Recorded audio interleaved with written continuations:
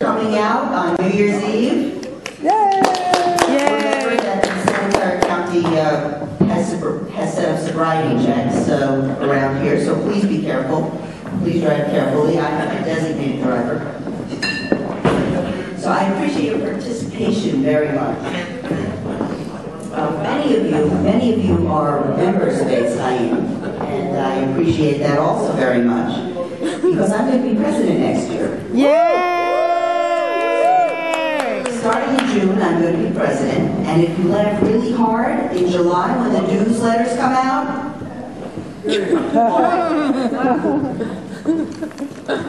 so I hope that wasn't too rude. I don't have much of a good barometer of rudeness because I got my social skills from my mother, who was wonderful and smart and kind and compassionate and had terrible diplomacy skills. When we moved into a new neighborhood, a new apartment, she'd go and she'd knock on the doors of the neighbors and she'd say, Hi, I'm Charlotte Adler from 1B. You're fat, I'm fat, let's be friends. Made sense to me. And the sad part is she was the family spokesman because my father was born in Europe and he spoke 12 languages. And the last one was English. So he could have fit right in it for eyes. My mom was the family spokesman. So I'm not very diplomatic. So my mother was one of these Jewish mothers that I understand her comment to many comedians. They say, it's like living with a heckler. I'm like, yeah, that was my mom. I bring home a test, 98. Oh, that's great. What happened to the other 2 points? Which reminds me of, the 2% in the Occupy movement, which has given us a whole new vocabulary. Now I'm not stuck in front of the fridge, I'm occupying it.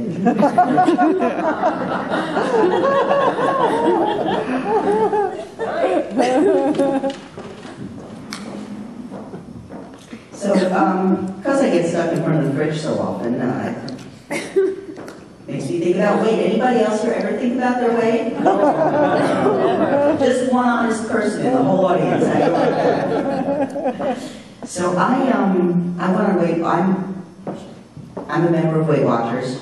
I'm not a card-carrying member of Weight Watchers. I'm just a card-receiving member of Weight Watchers.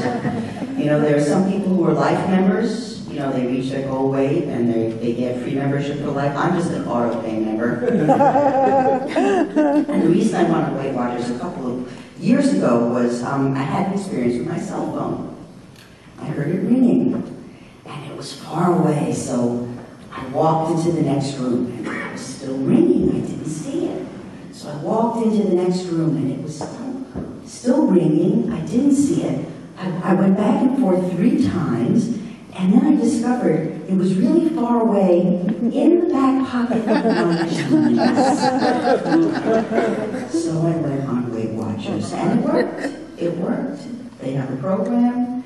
You eat according, you eat what they tell you. You eat until you're full and no more. And I worked the program, and it was great. I lost weight, and then I couldn't decide. Then I was right in between the regular sizes and the plus sizes.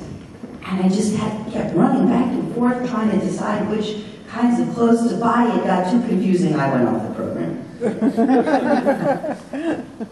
But it's good, because the whole country did that too. And then the regular manufacturers, the ones that I like, Ralph Lauren and Eileen Fisher, they started making plus sizes. So all I had to do was go into the department stores and find the plus size department, which have all sorts of interesting names. We're not plus size, we're special. If you look on the internet, we're special. Us and the petites, we're special. And we're right next to each other. Yeah, you and me, Mary, we're right next to each other. And I'm thinking, why are the petite sizes right next to the plus sizes? And the only thing I could figure out was that the little old people are in the petite department, and their caretakers are all depressed, so they're in the plus size department. And the only, don't just sit there. This is funny, you can laugh.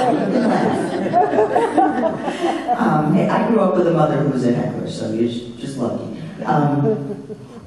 The only department store that gets it right is Nordstrom's, because they all have the plus-size departments.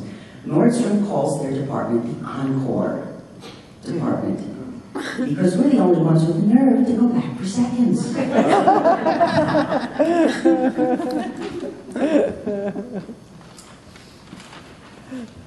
I don't make this stuff up. Is Leonard around? No. God makes this stuff up. So, some funny things that happen that I don't make up is the Republican field of candidates. You've got the front runner named after a salamander. The one no one knows what to do with, named after a piece of baseball equipment, mitt. We've got a guy who doesn't know, who's got two first names, Ron Paul. A guy who's named after an aftershave, or sounds like an aftershave, John Huntsman. Guy, of course, is John Huntsman. Sounds like a brand, not a person. And then we got Michelle Bachmann. I love Michelle Bachmann. I couldn't have thought of Michelle Bachmann. Who else could spend 2 weeks on kibbutz in Israel and not learn that Hebrew has a sound? Challah? Challah? There were 2 Shabbatot. No challah? No one ever said chutzpah? She calls it chutzpah? Clearly she has no sechel or chachma. What do you think she called this holiday that we just finished with the candles? What do you think she calls it? No, you're right, Christmas.